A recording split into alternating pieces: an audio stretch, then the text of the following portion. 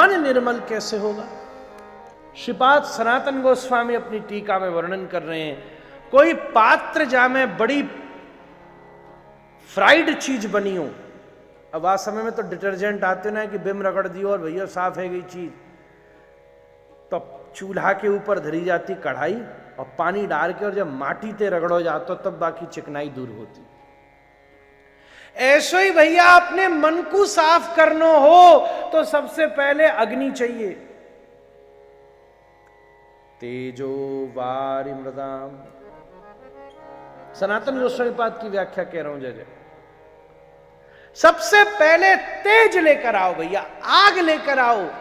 कौन सी आग लाएं भैया? बड़वानल लाएं कि वैश्वानल लाएं कि सूर्यानल लाएं? बोले इन सब आगंते काम ना चलेगो। आप तो किसी रसिक के हृदय में कृष्ण प्रेम की अग्नि लेकर के आओ, सत्संग की अग्नि लेकर आओ। हम में और संत में क्या फर्क है? हम भी दिए हैं, संत भी दिया है, हम बुझे दिए हैं, वो जला दिया है। और जले दिए से बत्ती मिलाते ही जैसे दिया जल जावे, ऐसे ही वाते मन मिलाते ही हमारो दियो भी जल जाए। Then one would become an enlightened soul. आग लाओ पहले, ऐसे के पास बैठो जहां में धन की अग्नि नहीं हो, यश की अग्नि नहीं हो। अपन ऐसन के पास तो बहुत, अब आग जैसी आग के पास बैठोगे वैसी आग लगेगी। वाचो वेगम मनस क्रोध वेगम जिह्वा वेगम उदरोपस्थ वेगम एतान वेगान यो विषहेत धीर सर्वाम अपीमाम पृथ्वीम सशस्यात्। श्रीपाद रूप गोस्वामी उपदेशामृत में कह रहे, ये बड़े बड़े वेग वाले लोग बैठे, को ऐसे के पास भी तो बैठो जाए, जाके हृदय में भगवत प्राप्ति को वेग हो महाराज। वही तो साधु है। ऐसो तेज लाओ। अच्छा भैया, आग तो आ गई, अब चाहिए अपन को पानी। कौन सा पानी लाएं? जमुना जी को जल लाएं, गंगा जी को जल लाएं, कावेरी गोमती व्यास नर्मदा चिनार झेलम रावी तृष्णा अलकनंदा मंदाकिनी, इन सबन को जल लामे। बोले इन पानी ते काम ना चलेगो। अपनी आंखन में नेक्सी तमीज, नेक्सी शर्म, अपनी आंखन में नेक्सी शीलता। और ठई सही बात तो ये है, अपनी आंखन में नेक से प्रेम के आंसू लिया हमारा। क्षीर सागर में तैरने वालों नारायण, सिंधु में डूबने वालों नारायण, आंखन के आंसू की बिंदु में डूब सके।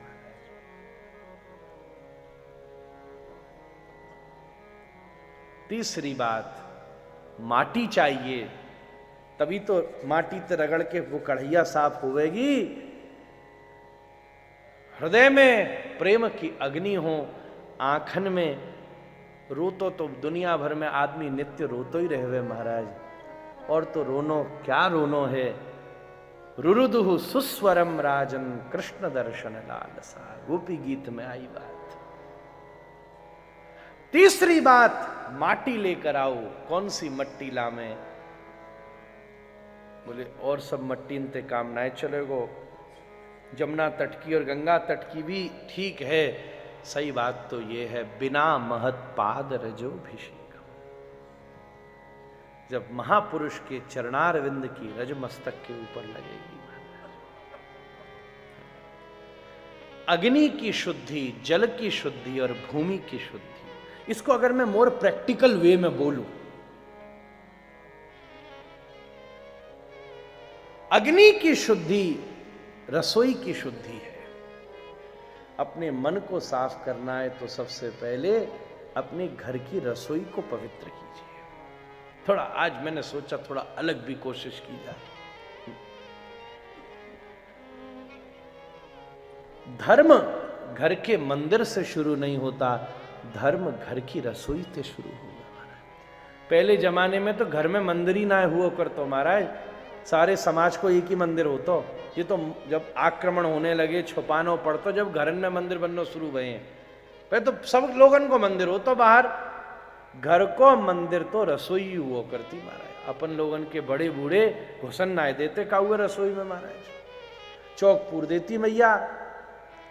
अभी भी हम पुराने मंदिरन में जाएं, अपरस की सेवा हो, जहां हमारे राधारमण जी में अपरस की सेवा कोई घुस ना सके भीतर महाराज। रसोई जितनी पवित्र होगी, आहार शुद्धो सत्व शुद्धि, सत्व की शुद्धि आहार की शुद्धि से होगी। तो मन को साफ करना हो तो सबसे पहले आहार को साफ किया जाए। आहार कहां तक बात बिगाड़ सकता है ये तो 2 वर्ष पहले से हम देख ही रहे महाराज। खावे वाले काका खाए गए और सबरे भुगत रहे महाराज। ऐसो भी कहा जावे कि खावे पीवे तो खेल भये, अब पता ना सच्चाई तो ठाकुर जी जाने, जो कही गई है हम तो वही बात आप सौ कह रहे हैं महाराज। और मजे की बात यह, वाके बाद भी इन लोगों ने चैन ना है महाराज, फिर भी खाए जा रहे हैं महाराज। सर्वम जितम जिते रसे, क्या बोला जाए, काका खाए जा रहे हैं महाराज। रसोई, अग्नि की शुद्धि, रसोई की शुद्धि, अपने घर में रसोई की पवित्रता पर विचार हो महाराज। भोजन तो सबसे सावधानी का विषय है और इस पर विचार किया जाएगा। अभी तो बहुत दिन का समय, हमें बहुत प्रसंग भी बढ़ाने अभी।